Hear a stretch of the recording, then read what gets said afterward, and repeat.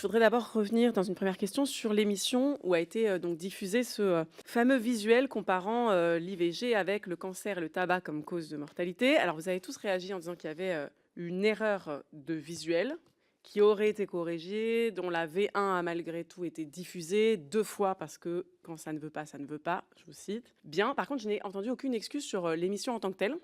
Et c'est ce qui m'étonne un peu parce que j'aimerais savoir si cette émission sans le visuel vous conviendrait, si l'erreur ne reposait que sur le visuel. Parce que l'assimilation de l'IVG au meurtre a été faite au cours même de cette émission par Lucie Pachery, qui était invitée, qui est chargée de plaidoyer de la Fondation Jérôme Lejeune, qui est porte-parole de la Marche pour la vie, qui a dit « C'est important de se rappeler que le principe « tu ne tueras pas » n'est pas réservé aux croyants. Ce principe vaut également pour la mère et pour l'enfant. Alors je rappelle qu'il est puni de 2 ans d'emprisonnement et de 30 000 € d'amende le fait d'empêcher ou de tenter d'empêcher de pratiquer ou de s'informer sur une interruption volontaire de grossesse et les actes préalables prévus par les articles.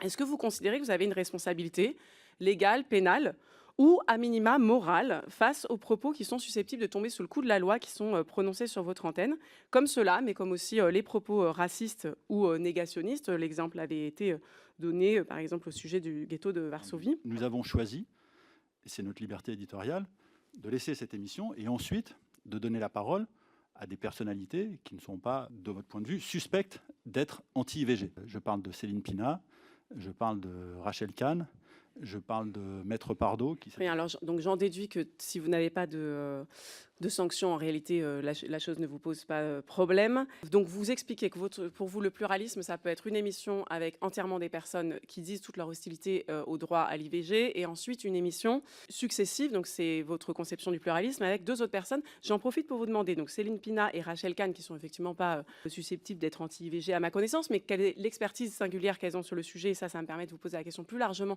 quand vous invitez des personnes pour s'exprimer et notamment pour faire le contre, quel type d'expertise? Par exemple, vous n'avez pas invité à ce moment-là de militantes féministes du droit à l'avortement qui seraient actuellement en train de se battre pour la constitutionnalisation, par exemple.